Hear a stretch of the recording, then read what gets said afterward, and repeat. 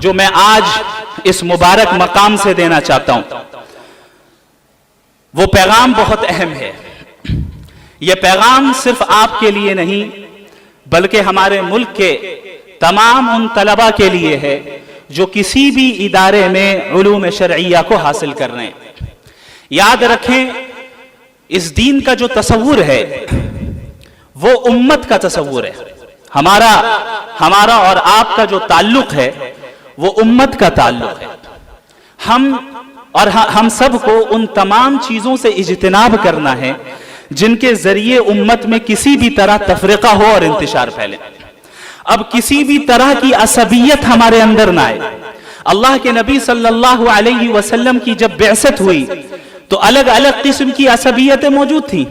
اللہ کے نبی صلی اللہ علیہ وسلم نے ان تمام عصبیتوں کو ختم کیا، چونکہ وہ عصبیتیں امت کو اور انسانوں کو متحد ہونے سے روکتی تھیں، اور سب کو کلمہ توحید پر نبی نے متحد کیا۔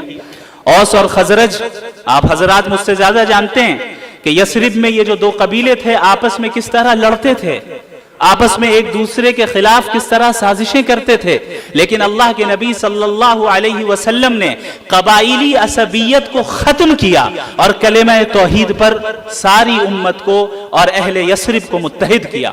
یہ اس بات کا پیغام ہے کہ دیکھ لو، ہمارے مزاج میں اختلاف تو ہو سکتا ہے، جزوی چیزوں میں اختلاف ہو سکتا ہے، لیکن عقیدے اور اصول میں ہم سب متفق ہیں۔ لہٰذا یہ چیز میں کھل کر کہنا چاہوں گا تمام لوگوں سے جو یہاں موجود ہیں اور ان طلباء سے بھی جو کسی بھی ادارے سے تعلق رکھتے ہیں، ایک نئی قسم کی وبا عام ہے، وہ وبا ہے ادارے کی عصبیت۔ ادارے کی عصبیت، اور اس عصبیت کی بنیاد میں بھی، اس عصبیت کی بنیاد پر ہمارے درمیان انتشار ہو رہا ہے۔ میں یہاں پر چاہتا ہوں کہ ہم سب اس بات کا اعلان کریں کہ ہم اور آپ ایک ہیں، ہم مختلف نہیں ہیں۔ ہم یہ نہ دیکھیں کون ندوی ہے، کون قاسمی ہے، کون مظاہری ہے، بلکہ اس بات کا اعلان کریں کہ ہم ندوی قاسمی عصبیت کی دیوار کو آج ہی منہدم کرتے ہیں۔ ندوہ اور دیوبند ایک ہی ہے، ندوہ اور دیوبند کا مقصد ایک ہی ہے، وہ مقصد اللہ کے دین کی حفاظت اور اس کی اشاعت ہے۔ طریقہ کار میں اختلاف ہو سکتا ہے، جزئیات میں اختلاف ہو سکتا ہے، اور یہ اس امت کی خوبی ہے، اسے تسلیم کرنا ہے۔ اللہ رب العالمین سے میں دعا گو ہوں کہ آپ تمام حضرات کو جزائے خیر عطا فرمائے۔ یہ آپ حضرات کی دعاؤں کا نتیجہ ہے کہ جو کچھ بھی اللہ نے کل ٹوٹی پھوٹی باتیں میری زبان سے کہلوا دی، محض اس کا فضل ہے، اور اس کے بعد آپ حضرات کی دعائیں۔ اور میں ایک چیز اور بتاؤں کہ اس ڈیبیٹ اور مناظرے کو جو انجام دیا ہم نے، اس کی آخری تیاری اسی سرزمین دیوبند میں ہوئی، الحمدللہ۔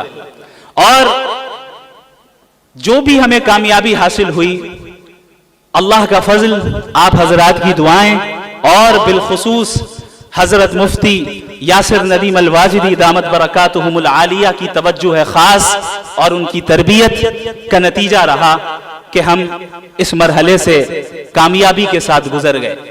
حضرت مولانا رحمہ اللہ حفظہ اللہ تعالی، رحمہ اللہ لغوی اعتبار سے کہنا صحیح ہے، اللہ ہم سب پر رحم کرے، ہم سب پر رحم فرمائے۔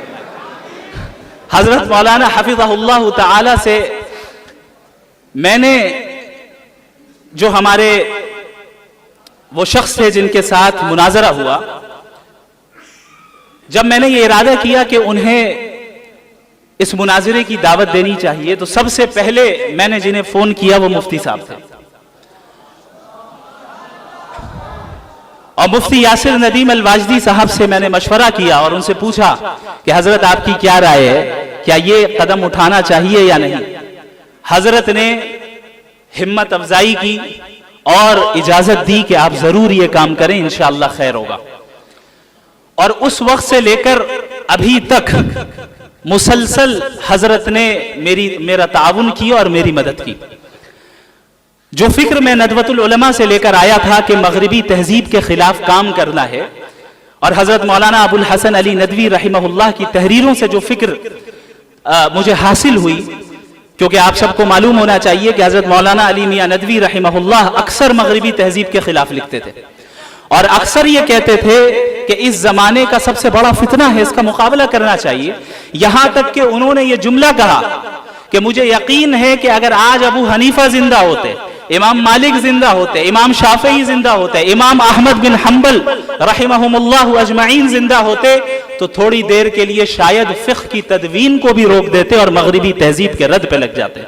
یہ اللہ کا فضل ہے کہ اللہ رب العالمین نے دارالعلوم دیوبند کے فارغ اور ملک کے بلکہ عالمی سطح کے معروف اسکالر جناب مفتی یاسر ندیم الواجدی کا انتخاب فرمایا کہ وہ اس محاذ پر ایک پوری ٹیم تیار کریں.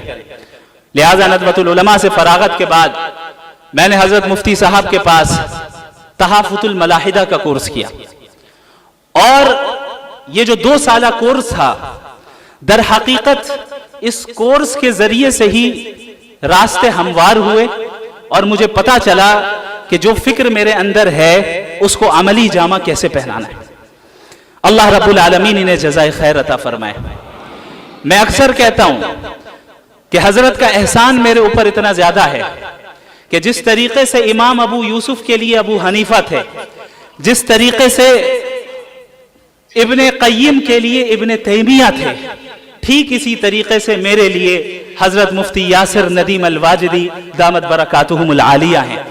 اللہ رب العالمین ان کی عمر میں برکت عطا فرمائے، ان کے فیض کو عام فرمائے، ان کو صحت عطا فرمائے، اور ان کی نگرانی میں ہم سب کو کام کرتے رہنے کی توفیق عطا فرمائے.